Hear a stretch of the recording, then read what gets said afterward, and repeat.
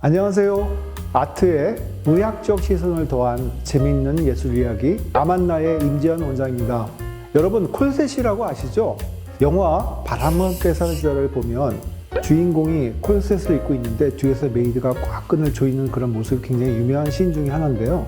착용하기 굉장히 힘들어 보이죠. 네, 콜셋은 이렇게 배와 허리를 졸라매서 체형을 교정하는 목적의 그런 속옷인데요. 현재도 일종의 기능성 속옷처럼 사용하기도 합니다. 하지만 과거에는 이 여성성을 억압하는 상징적인 단어이기도 했죠. 아트와 의학의 만남 아만나.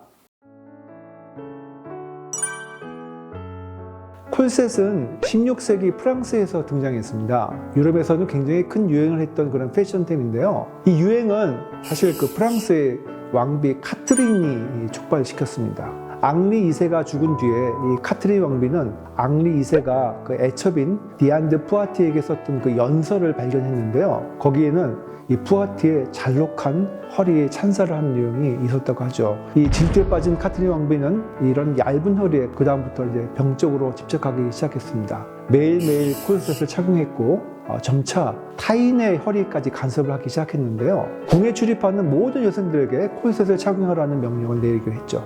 심지어 나중에는 13인치, 33cm인데 이 사이즈를 넘으면 왕궁에 출입할 수 없다는 그런 법까지 만들었다고 합니다. 33cm, 제 손바닥이 한 20cm 좀 넘으니까 이거보다도 작다는 건데요. 이거보다 크면 왕궁에 들어올 수 없다? 어마어마하죠. 네, 1742년 그림, 그레이엄가의 아이들이라는 그림이 있는데요. 그걸 보면 굉장히 조그만 어린아이들도 콜셋을 착용한 것을 볼 수가 있습니다. 유행이 점점 번져서 이제 귀족의 그 여자 아이들이라면 굉장히 어린 6세, 7세라도 콜셋을 착용하기 시작했다고 하죠. 그리고 이제 시간이 흘러서 19세기가 되면 여성 노동자들도 이 콜셋을 착용할 수 있도록 대중화가 이루어집니다. 근데 한 가지 재미있는 사실은 뒤에서 묶는 콜셋으로 메이드가 직접 매줘야 되는 그런 것은 귀족용, 또 끈이 앞쪽에 달려서 스스로 끈을 맬 수 있는 것은 서민용이라고 했다고 합니다. 네, 이렇게 유럽 여성들은 허리를 꼭꼭 조여매고 또 얇은 허리를 뽐내며 아름다움을 표출해냈지만 당연히 건강에는 나쁜 영향을 미쳤을 것으로 보이는데요. 영화 캐리비안 해적을 보면 여주인공인 엘리자베스가 콜셋 때문에 이렇게 기절한 장면도 나오죠. 실제로 콜셋을 입은 여성들이 제대로 숨을 쉴 수 없었고 파티를 즐기는 도중에 쓰러지는 일도 많았다고 합니다. 파티에서뿐만 아니라 평소에도 콜셋을 입어 탈장이 되거나 뇌출혈이 발생하기도 했고요. 또 뼈가 부러지거나 장기의 위치가 바뀌는 일도 있었다고 합니다. 자, 그러면 콜셋을 입으면 답답할 수는 있겠는데 왜 기절을 할까요? 네, 그 콜셋 때문에 그 호흡 곤란이 올 수 있는 문제가 이제 실신의 원인이 됩니다. 보통 정상적인 성인은 자기 몸무게의 한 10분의 1 정도가 그 폐활량, 한 번 쉴 수 있는 폐활량이거든요. 만약에 이 콜셋을 입고 이 폐나 배를 꽉 조이게 되면 자기 폐활량을 반도 못 쉬게 되는 거예요. 그러면 우리가 1분에 숨을 쉬어야 되는 양이 정해져 있다. 10리터다. 그러면은 이거를 많은 폐활량으로 나눠서 할 수 있는 게 아니고 아주 짧게 100cc, 200cc씩 조금씩 나눠서 짧게 빨리 해야 됩니다. 이렇게 쉬어야 되겠죠. 근데 이렇게 가쁜 숨을 쉬게 되면 또 가쁘고 얕은 숨을 쉬게 되면 어떤 문제가 생기냐면 우리 몸에 이제 그 산소와 이산화탄소가 이제 들어오고 나오고 교환을 하게 되는데 우리 몸속에 있던 이산화탄소가 빨리 밖으로 나가게 됩니다. 이게 대표적인 질병이 과호흡 증후군이라는 게 있습니다. 굉장히 긴장하거나 혹은 공황장애에 빠져서 쓰러진 분들을 보면 얕은 숨을 내쉬고 이렇게 기절하는 경우가 있거든요. 여러분 그럴 때 가장 좋은 치료 방법 하나가 바로 종이봉투를 입에 대는 겁니다. 그래서 자기가 내쉰 숨을 다시 들이마실 수 있도록 해주면 이산화탄소가 나갔다가 다시 들어오면서 우리 이산화탄소의 농도가 다시 높아지게 되죠. 얕은 숨을 빨리 쉬면 몸에 있는 이산화탄소가 빠져나가면서 우리 몸이 급속도로 알칼리화가 됩니다. 그럼 굉장히 몸에 밸런스에 문제가 되거든요. 그래서 나갔던 이산화탄소를 다시 들어 마시기 위해서는 이런 그 종이봉투나 비닐봉투를 입에 대서 내쉰 숨을 다시 들어 마시게 하면 이 몸에 이산화탄소 다시 농도가 올라가면서 알칼리화가 교정이 되게 되겠죠. 그래서 이런 콜셋은 이런 과호흡 증후군의 가장 큰 원인 중에 하나였다. 이렇게 보시면 될 것 같습니다.